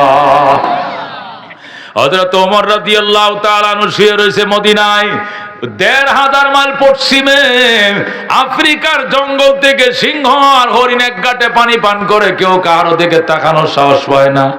কেমন ছিল শাসন, কাকে বলে শাসন, কত প্রকার কি কি উদাহরণ সব বুঝাইয়া দিয়েছে কোরআন। কথা কোন ঠিক কিনা? হযরত ওমর অর্ধেকটা দুনিয়ার বাদশা, এখনো জেরুজালেম হাতে আসে নাই। জেরুজালেম কর্তৃপক্ষের কাছে ওমর চিঠি পাঠাইছে, ও জেরুজালেমের ইহুদিরা, আমি খলিফাতুল মুসলিমিন ওমর বলছি, তোরা কি বাইতুল মুকাদ্দাস আমার হাতে তুলে দিবি নাকি আমাকে আসতে হবে? জানতে চাই, চিঠির উত্তর দাও। সংক্ষেপে লেখছে, জেরুজালেম কি আমার হাতে উঠায় দেবা নাকি আমাকে যুদ্ধ করতে হবে জানতে চাই। জেরুজালেম কর্তৃপক্ষ উত্তর লেখছে, জাহাপনা, কোন যুদ্ধ টুদ্ধ কিচ্ছু করবো না। জেরুজালেমের কাগজপত্র এবং ফাইলপত্র চাবিকাঠি নিয়ে আমরা অপেক্ষা করতেছি। আপনি একটু আমাদের দেশে বেড়ায় যান, আপনি কোন আদর্শ দিয়ে পৃথিবী শাসন করেন এক নজর আমরা দেখতে চাই। আপনি কেমন মায়ের সন্তান, আপনি কোন আদর্শ দিয়ে দুনিয়াটা শাসন করছেন, এটা একটু দেখতে মন চায়। আর কোনো কথা না, আসবেন, খাওয়া দাওয়া করবেন, এরপরে টেবিলের সামনে ফাইল পত্র চাবি কাঠি যা আছে বাইতুল মুকাদ্দাসের সব দিয়ে দিব। যেরকম সুবহানাল্লাহ। হযরত ওমর বলে, গোলাম জেরুজালেম যাইতে হবে। কয় না স্যার, এনে যাওয়া যাইব না, দুনিয়ার সব জায়গা যাওয়া যাইব, ইসরায়েল যাওয়া যেত না, এটা ইহুদি ইহুদি বাইতুল মুকাদ্দাস গ্রাস করে রাখছে। ওমর কয়, রে বেটা, সব চলে, ওমরের সামনে সব চলে না। আল্লাহু আকবার। চল বেটা, আমার নাকি ওরা দেখবো আদর্শ, কোন আদর্শ দিয়ে দেশ চালায়, আদর্শ দেখাই দিব, চল বেটা। কি দেখাইবেন? কয় চল না বেটা, পরে দেখামো। ওমর গোড়া অর্ডার দিলেন, লাগাম লাগাম। লাগাম লাগাইছে, গদি বসাইছে, গদি গোড়ার উপরে গদি বসাইছে, লাগাম লাগাইছে। ওমর উইটা বসছেন, গোলাম রে কই, তুই লাগাম ধরে টান, আমি বইসা থাকবো।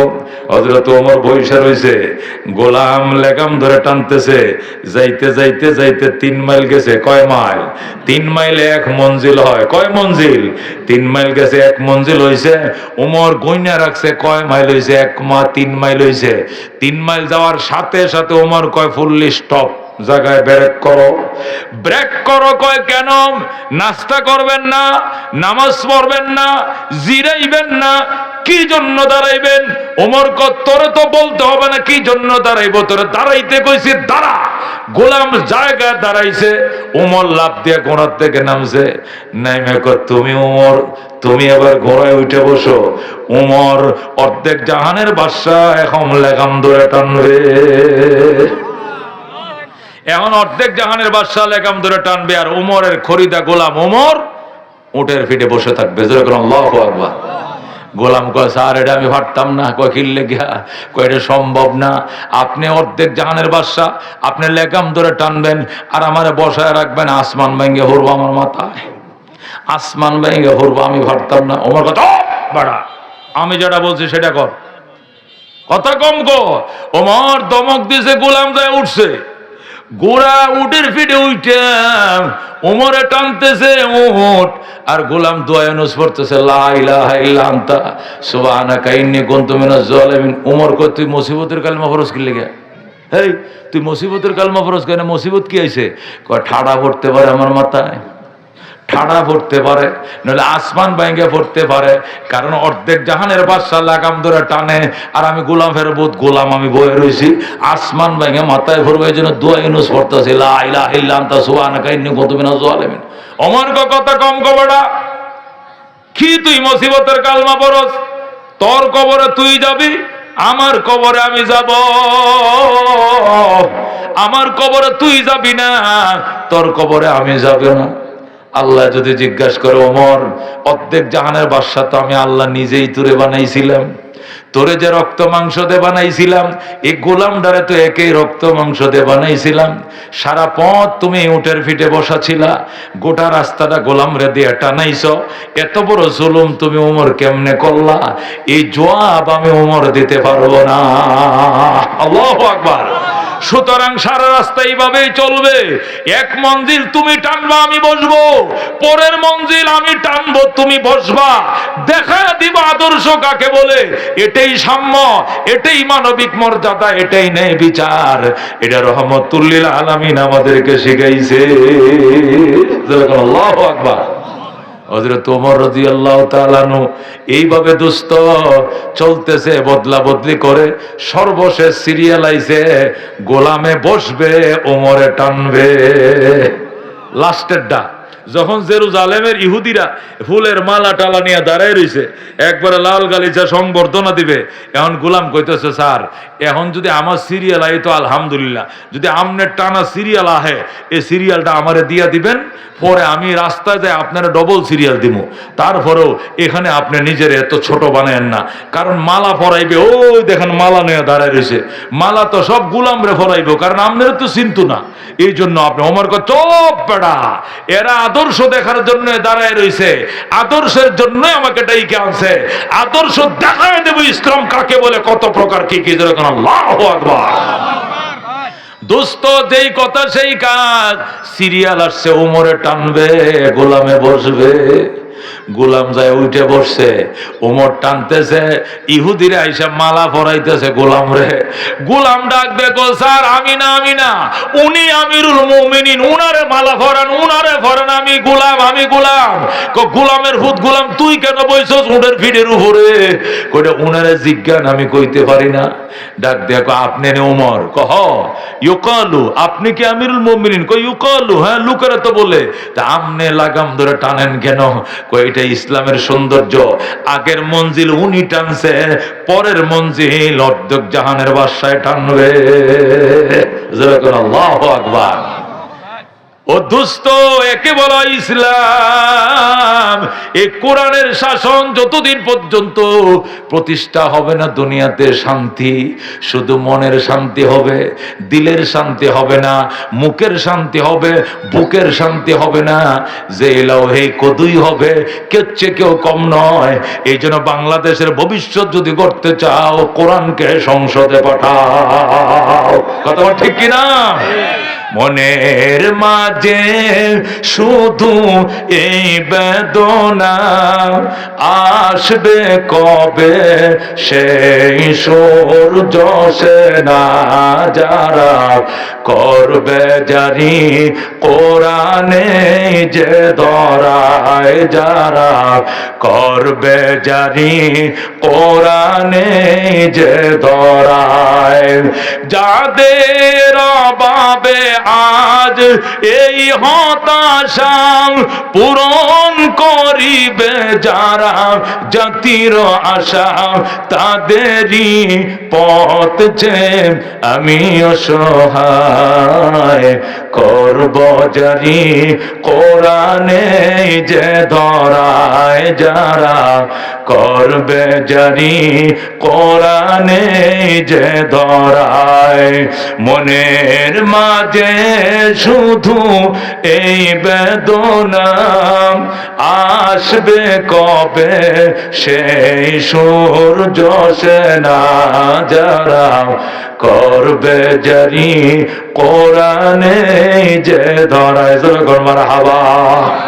হযরত ওমর রাদিয়াল্লাহু তাআলা আনহুর আদর্শে দিকে ইহুদি জেরুজালেম কর্তৃপক্ষ রাস্তার মধ্যে কাগজপত্র দিয়ে কয়েকখানা স্বাক্ষর করেন। আমরাও স্বাক্ষর দিছি, বুঝিয়ে দিলাম। আপনি স্বাক্ষর দেন, বুঝিয়ে নিলাম। রাস্তার মধ্যে ওমরের হাতে জেরুজালেম বুঝায় দেয়। আল্লাহু আকবার। কি আদর্শ দুস্থ কোরআন আর কিছু নয়। হযরত ওমর ফারুক রাদিয়াল্লাহু তাআলা আনহু এত বড় জাহানের বাদশা ছিলেন।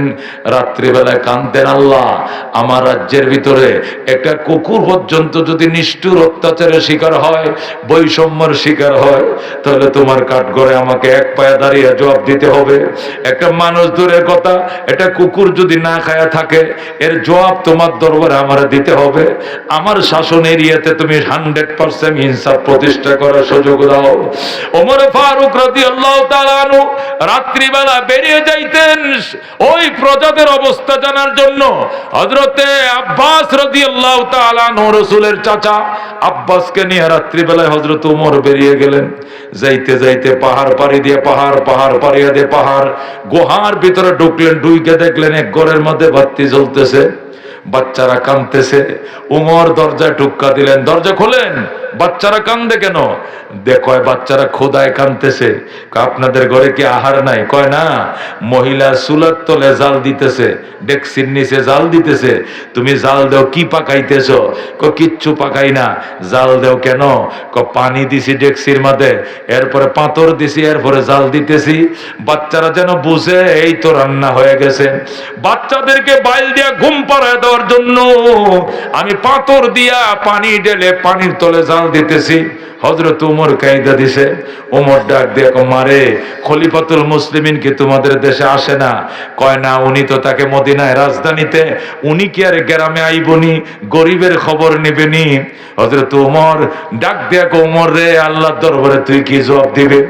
তুই যে গরিব দুঃখের খবর নিলি না, কি জবাব দিবি? ওমর নিজের নিজে বৎসরা দিতেছে আর ডাক দেখো, চলো আব্বাস। ওমর বলতেছে, মা থাকো, আসতেছি। এই বলে আব্বাসকে নিয়ে মদিনায় যায়। আল্লাহ গোডাউনের তালা খুলছে। খুলে গোডাউন থেকে 2 মণ আটার বস্তাটা আব্বাস আমার মাথায় উঠায় দে। আব্বাস আমার মাথায় উঠায় দে। আব্বাস বলে, হুজুর আপনি অর্ধেকটা জাহানের বাদশা, আমিরুল মুমিনিন, আপনি কেন আটার বস্তা টানবেন? ওমর ডাক দেখো, আমার অপরাধে বাচ্চা কান্দে, অপরাধীর বোঝা অপরাধীর মাথায় উঠায় দাও। তুমি কেন আটার বস্তা টানবা?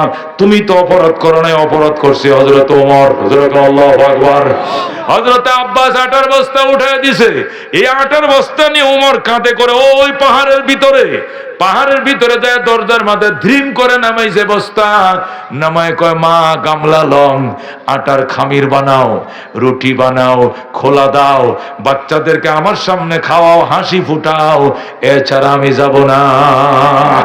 হযরত ওমর রাদিয়াল্লাহু তাআলা আনহু নিজেই মহিলার সাথে বসে চুলার পারে বসে রুটি খোলা দেয়, বাচ্চাদেরকে উড়াতে বসে খাওয়ায়, হাসি ফুটায়, বাচ্চাদের গালে চুমো খায়। ডাক দেখো, মা ক্ষমা করে দিও, আমি সেই আমিরুল মুমিনিন হযরত ওমর। মহিলা ওমরের পায়ে ধরে কান্দে, হযরত আপনার বদনাম করে ফেলেছি, আপনার চিনতে পারি না, দয়া করে মাফ করে দিয়েন। আপনাকে আমি চিনি নাই গো, ক্ষমা করে দিয়েন। ওমর কয়, মা এই দুনিয়াতে যা বলার বলো, কিন্তু একটা কথা দাও, হাসরের ময়দানে আমার বিরুদ্ধে কোনো অভিযোগ করবা না। আমার যদি সামরার মধ্যে ফিটাও, আমার কোনো দাবি নাই। বলুন আল্লাহু আকবার। এ দুস্থ এরা ছিল আমিরুল মুমিনিন, এরা ছিল খলিফাতুল মুসলিমিন।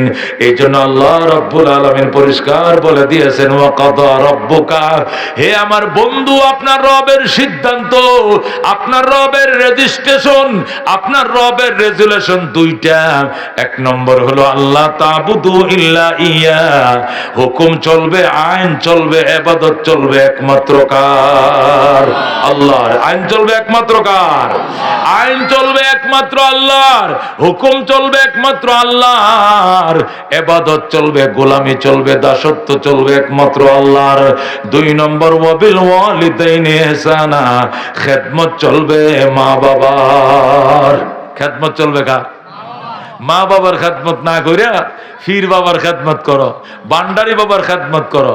মা বাবার খেদমত না করে উকিল বাবার খেদমত করে, ফির বাবার খেদমত করে, ডাক্কা বাবার খেদমত করে। জোরে করে নাউজুবিল্লাহ। খবরদার, উকিল বাবার দোয়া কবুল হইতে পারে, নাও হইতে পারে। প্রধান বক্তার দোয়া কবুল হতে পারে, নাও হতে পারে। দোস্ত, কিন্তু মা বাবার দোয়া আরশ ভেদ করে ভিতরে ঢুকবে, কেউ ফিরাইতে পারবে না। আল্লাহ নবী বলছেন হুমা জান্নাতুকা ওয়া নারুকা, মা বাবাই তোমার জন্য জান্নাত, মা বাবাই তোমার জন্য জাহান্নাম। খেদমত করো, দোয়া লয়া লও, জান্নাতে নাম লেখাইতে পারো। আর খেদমত করবা না, বদদুয়া নিবা, জাহান্নামে নাম লেখাইবা। জোরে কোন নাউজুবিল্লাহ। আল্লাহর হাবিব বলেন রিদার রাব্বি ফি রিদাল ওয়ালিদাইন, আল্লাহর সন্তুষ্টি মা বাবার সন্তুষ্টির উপর নির্ভর, আল্লাহর অসন্তুষ্টি মা বাবার অসন্তুষ্টির উপর নির্ভর। নবী বলেন ইন্নাল জান্নাতা তাতা আকদামিল উম্মাহাত, জান্নাত মা বাবার পায়ের নিচে। বলেন আল্লাহু আকবার। মা বাবার পায়ের নিচে। বাবুন ফি বিররিল ওয়ালিদাইন, বুখারী শরীফ দ্বিতীয় খণ্ডে পরিষ্কার হাদিস এসেছে। আল্লাহর নবী বলেন মা বাবার দিকে মায়ের নজরে চাইও, মা বাবার দিকে মহব্বতের নজরে তাকাইও, নজর ফিরানোর আগে কবুল হজের সওয়াব পাইবা। আল্লাহু আকবার। সাহাবী দাঁড়ায় বলে ইয়া রাসূলুল্লাহ, ইয়া হাবিবাল্লাহ, আমরা একান্নভুক্ত ফ্যামিলি, বারবার মা বাবার দিকে তাকাই, একসাথে খাই, ঘুমাই, কতই তো মা বাবার চেহারা দেখি। নবী বলে ওয়ালাউ কানা ফিল ইয়াউমি মিয়াতু মাররা, একদিনে যদি 100 বার তাকাও, আল্লাহ তোমার কপালে 100টা কবুল হজের সওয়াব লিখে দিবে। আল্লাহু আকবার। এই জন্য দোস্ত, মা মা সাহাবী রাসূলের কাছে প্রশ্ন করছেন মান আবাররু ইয়া রাসূলুল্লাহ, ওগো আল্লাহর নবী আমি কার সঙ্গে ভালো আচরণ করব? নবী বলেন উম্মাকা, তোমার মা, সুম্মা মান, এর পরে কে? উম্মাকা, তোমার মা, সুম্মা মান, এর বাদে কে? উম্মাকা, তোমার মা। নবী 3 বার বলেন মা। রাসূল আবার প্রশ্ন করছে সাহাবী সুম্মা মান, এর পরে কে গো নবী? নবী বলেন সুম্মা আবাকা, এর পরে তোমার বাবা। বাবার কথা একবার বলছেন, মার কথা 3 বার বলছেন। জোরে বলো আল্লাহু আকবার। বাবার কথা একবার, মার কথা 3 বার। কারণ মা এমন 3টা কষ্ট স্পেশাল করছে, এই কষ্টগুলোর ভিতরে বাবার কোনো অংশীদারিত্ব নাই। কথা কোন ঠিক কিনা? পেটে রাখছে 10 মাস 10 দিন, বাবাও রাখছিল 1 সপ্তাহ, মাত্র 15 দিন। বাবায় রাখছে শুধু 1 মাস, আর মায় রাখছে 9 মাস। এই দুইজনে মিললে হয়েছে 10 মাস। নাকি না শুধু মা রাখছে? পেটে রাখছে শুধু মা, ডেলিভারি করছে শুধু মা। নাকি বাপ ওইটার মধ্যে আছে? বেতাটাতে উঠছিল, এটা বাবাও কিছু টের পাইছে নি, মোটেও না, এটা শুধু মা। 3 নম্বরে দুধ পান করাইছে 30 মাস। কয় মাস? 2.5 বছর দুধ পান করাইছে। শাফি মাযহাবে 2 বছর মানে 24 মাস। হানাফি মাযহাবে প্রায় 30 মাস দুধ পান করা যায়, 2.5 বছর। এই 2.5 বছর দুধ পান করাইছে, মাত্র 2 বছর মায় পান করাইছে, আর 6 মাস বাপে পান করাইছে। 1 সপ্তাহ বাপে পান করাইছে, একদিনও না। কথা কোন ঠিক কিনা? ওরে দোস্ত,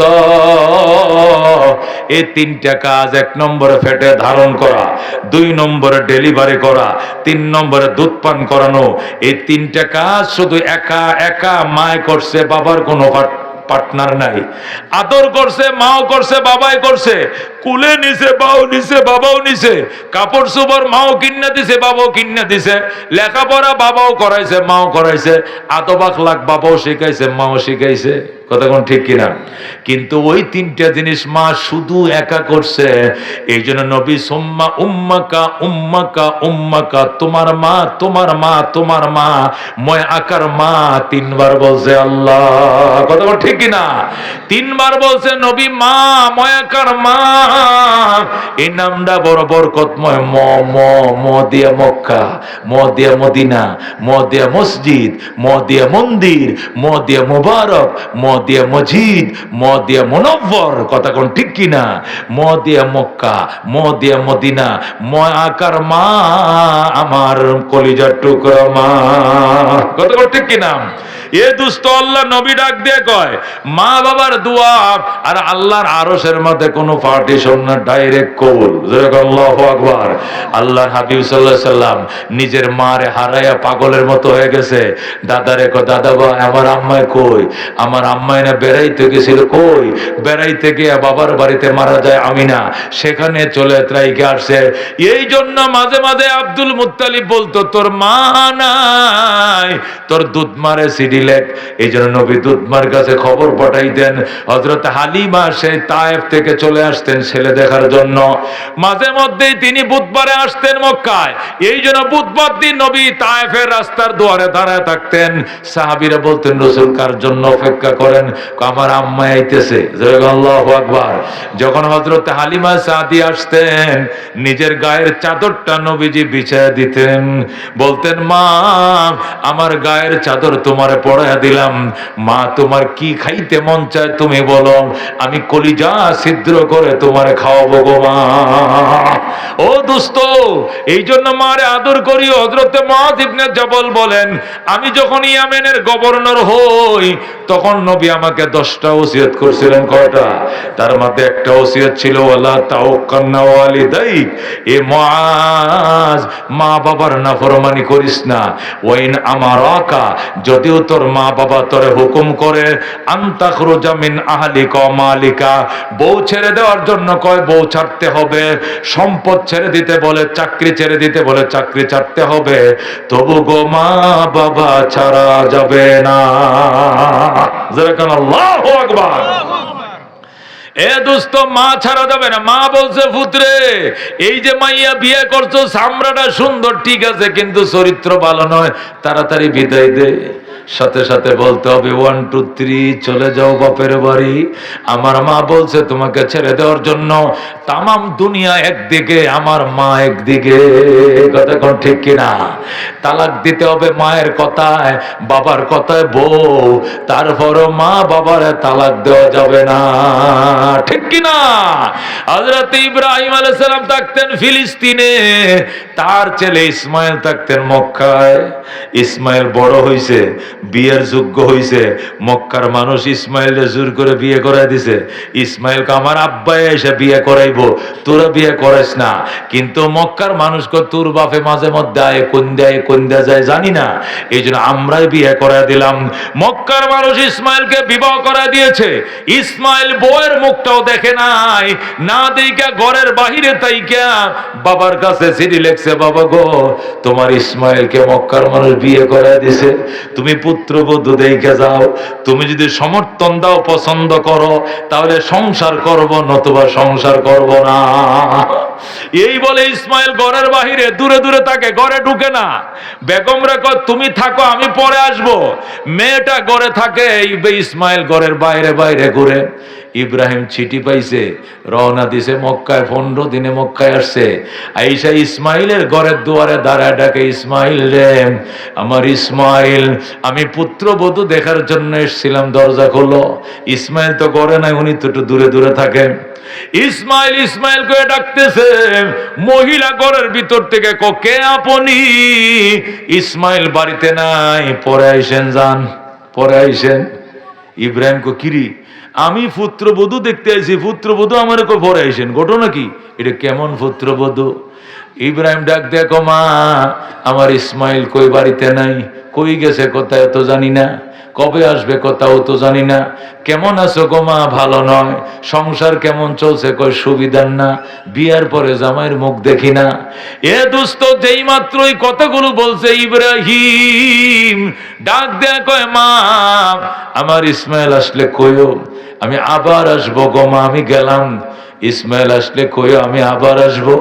আর কইও ইসমাইলের ঘরের চৌকাটটা ভালো নয়, চৌকাটটা যেন তাড়াতাড়ি বদলাইয়া লয়। আল্লাহু আকবার।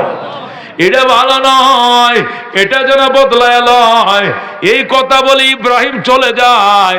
ইব্রাহিম বিদায় হইছে, ইসমাইল ঘরে ঢুকছে। কারণ ইসমাইল তো পিছন দিয়ে ঘরের পিছন দিয়ে দাঁড়ায় রয়েছে, শুনতেছে তার বাবার উক্তিগুলো। ঘরে ঢুইকা কো, বিবি রে, আমার আব্বাই কই? তোমার আব্বাই কোত্থেকে? একটা মুরব্বী মানুষ আইছিল কিনা? আইছিল। ওইটা তোমার বাবা নি? হ। তুমি ঘরে ঢুকতে দেও নাই কেন? তুমি বাড়িতে নাই কেন তাকে ঢুকতে দিব? কি বললে তুই? তোরে দেখানোর জন্য আমি চিঠি লিখছি বাবার কাছে, তুই আমার বাবারে ঘরে ঢুকতে দিলি না। ও কপাল পোড়া নারী! উনি আমার আব্বা। কয় তুমি জানো কেমনে? আমার বাবা যেদিক দিয়ে হাইটা যায় মেশকের সুঘ্রাণ ছড়ায়। আমার বাবাই মক্কায় ছিল, গোটা মক্কা নগরটা মুখরিত হয়ে গেছে। আল্লাহর খলিল এখানে আসছিল। বিবি রে, আমার বাবার তুমি থাকতে বলো নাই গো? কয় নাম। নাস্তা খাইতে দাও নাই গো? না। আদর করো নাই গো? নাম। যতন করো নাই গো? নাম। কি সর্বনাশ করলা রে! উনি আমার কলিজার টুকরা বাবা। আমার বাবা বাইতুল্লাহ বানাইছে, এই বাইতুল্লাহর মেস্তরে ছিল আমার আব্বা ইব্রাহিম, আর আমি ছিলাম এই ঘরে জোগাইলাম। আজকে আমার এই বাবারে তুমি ঘরে ঢুকতে দিলা না। হায় রে আমার বাবা, তুমি কই? তুমি আবার কবে আসবা? ইসমাইল চিৎকার মেরে কাঁদতেছে। মহিলা ডাক দেখো, কাঁদো না গো, তোমার বাবাই বলে গেছে উনি আবার আসবেন। উনি বলে গিয়েছেন আবার আসবেন গো। উনি অল্প দিনের ভিতরে তিনি আবার আসবেন। আর বলে গিয়েছেন আমার ঘরের চৌকাটটা নাকি ভালো নয়, চৌকাটটা যেন বদলাইয়া লও। ইসমাইল ডাক দেখো, বিবি, আমার বাবা ঘরের চৌকাট বদলাইতে কয় নাই। আমার বাবা বলছে আমার ফ্যামিলির চৌকাট 3 তালাক দেয়া বিদায় দিয়ে দেওয়ার জন্য। 1 2 3 চলে যাও বাপের বাড়ি। তোমার মতো কপাল পোড়া নারী আমার দরকার নাই। তুমি ইব্রাহিমের পুত্রবধূ হওয়ার যোগ্যতা নাই। আমার বাবা ইশারা দিয়ে বলছে ফ্যামিলির চৌকাট বদলানোর জন্য তোমাকে 3 তালাক দিলাম, তুমি চলে যাও। হযরত ইসমাইল তালাক দিয়ে দিছে, মেয়েটা চলে গেছে। আবার এবার ইসমাইল নিজের পছন্দ বিয়ে করছে, বনু জুরহুম গোত্রে বিবাহ করছে। বিবাহ করছে, গোত্রটা অনেক ভালো, বংশটা অনেক ভালো। বনু জুরহুম গোত্রে বিয়ে করে ইসমাইল আবার চিঠি লিখছে, বাবা গো, তোমার ইসমাইল চৌকাট বদলাইছে, এবারে চৌকাট দেখে যাও ভালো কিনা মন্দ। ইব্রাহিম চিঠি পাই আবার রওনা করছে।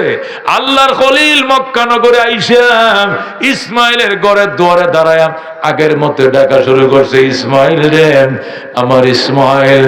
ইসমাইল ডাক দেখো, যখন ইসমাইল ঘরে নাই ডাক দেয়া বলে, ইসমাইল, আমি একজন বৃদ্ধ মানুষ, নতুন চৌকাট দেখতে এসেছিলাম, দরজা খোলো। ইসমাইল ওই দিনও বাড়িতে ছিলেন না। ইসমাইল কয়ে ডাক দেওয়ার সাথে সাথেই ওই পুত্রবধূ দরজাটা টাস করে খুলে ফেলেছে। আল্লাহু আকবার। খুইলা শ্বশুরের পায়ে পড়ে শ্বশুরকে সালাম জানায়, ডাক দেয়া গো, বাবা গো, আমি কত ভাগ্যবান, আপনার খেদমতের সুযোগ পাইছি। ও গো আল্লাহর খলিল ইব্রাহিম, ও গো আমার আব্বা জান, আমার স্বামীর মুখে আপনার কত প্রশংসা শুনছি, রাতের পর রাত আপনার প্রশংসা শুনছি। আমার স্বামী আপনার প্রশংসা করত, আমার ভাগ্য কত ভালো, আপনার খেদমতের সুযোগ পেয়েছি। ঘরে চলেন, ঘরে চলেন বলে শ্বশুরকে পাতা মাইরে দইরা রওনা করছে। ঘরের দুয়ারে নিয়ে জলচকিতে বসাইয়া আপনি এখানে বসেন, আমি পানি নিয়ে আসি। ইসমাইলের বউ জমজমের কুয়ায় থেকে পানি আনছেন, আইনে এক হাতে পানি ডালে গো, আরেক হাতে শ্বশুরকে ওযু বানায়া দেয়। এক হাতে পানি ডালে, আরেক হাতে বাউডি ধুয়া দেয়, আরেক হাতে হাতটা ধুয়া দেয়, মাথা মাসে করে দেয়। আল্লাহর খলিল বড় খুশি, ডাক দে, মারে, ও মা, গামছা লো, তোয়ালি লো, মুখটা মুইছে দে, হাতটি মুইছে দে। ইসমাইলের বিবি ডাক দে, গো শ্বশুর বাবা, কিসের গামছা, কিসের তোয়ালি? আমি আমার মাথার কেশ দিয়ে আপনার পাউডি মুইছে দিলাম। সুবহানাল্লাহ। হযরত ইসমাইলের বিবি ইব্রাহিমের খেদমত শুরু করছে। খেদমতের কোনো কুল কিনারা নাই, শুধু খেদমত কি খাবেন এটাই খাওয়ায়, বিশ্রাম করেন, নাস্তা করেন, জমজম পান করেন, খাবার খান, কত কিসিমের আদর যত্ন। দরজা আটকা দিয়ে কো বাবা গো আপনাকে আমি যাইতে দিব না। ইব্রাহিম কয় মা আমার ইসমাইল কই? কই ইসমাইল দাওয়াতের কাজে গেছে। কবে আসবে? চলে আসবেন। কেমন আছো গো মা? আলহামদুলিল্লাহ অনেক ভালো। কেমন চলছে সংসার গো? বড় সুখের সংসার, আপনার দোয়ার বরকতে। ইব্রাহিম ডাক দেয় কয় মা আমি গেলাম রে মা, আমি আবার আসবো গো মা। আমার ইসমাইল আসলে কইও এবার চৌকাট বড় ভালো গো, জীবনে যেন এই চৌকাট না বদলায়। আল্লাহু আকবার। খেদমতে মা দর পে দর কোন সুবহম তাকে বাসি দর্দ আলম নেকে নাম हर के खिदमत कर दे मखदूम शुद हर के खुद राती दे महरूम शुद खिदमते मा दर पे दर कुन इख्तियार ताके बाशी दर्द आलम बगदियर जुर्गल मरहबा। ও দোস্ত, দুইটা জিনিস, একটা হলো হুকুম চলবে, আদেশ চলবে, আইন চলবে কার? আল্লাহর। আর খেদমত চলবে কার? এই দুইটা বিষয় নিয়ে আলোচনা চলছে, চলবে, আরো চলবে কিনা? কারা শুনতে রাজি আছেন? আকবার লিল্লাহ তাকবীর। আল কোরআনের আলো, আল হাদিসের আলো। আল্লাহ তুমি কবুল করো, জোরে কোন আমিন। 1.5 ঘন্টা তো হয়ে গেছে, একটু জিরাই, দমে আর কত কোলা। আমি 1 ঘন্টার উপরে এখন কোথাও বয়ান করি না। ওই দিনও একটু বয়ান বেশি হয়ে গেল আজকে, তারপরে আরেকটু